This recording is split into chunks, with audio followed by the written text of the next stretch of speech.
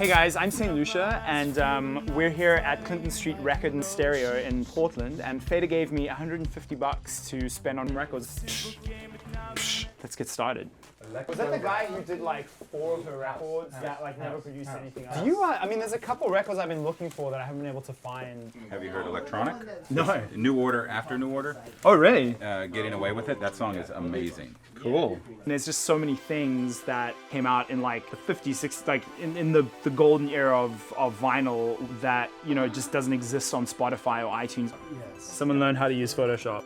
Good old records. Good old records.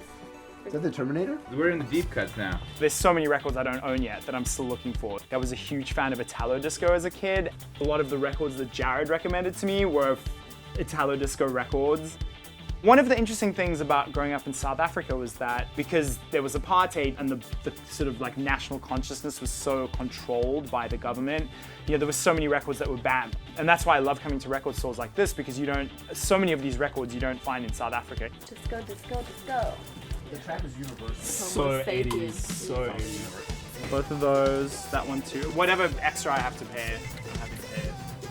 So the first record that I picked was Ghetto Disco by Ted Taylor. I picked that off of the rack, mainly because I like the look of the cover. It sort of reminded me of our first album cover, Split Enz Time and Tide, because I've just, you know, I've always been meaning to listen to Split Enz, but I've never sort of gone there for some reason. Future State by Future State. It's another great Italo Disco record that Jared picked out. This is Mr. Flagio, Take a Chance, and it's a pretty rare record. What drew me to it is I love vocoder, Led Zeppelin 4, and yeah, I'm a huge Led Zeppelin fan, and I don't have many of the records in my collection, so I decided to go for that.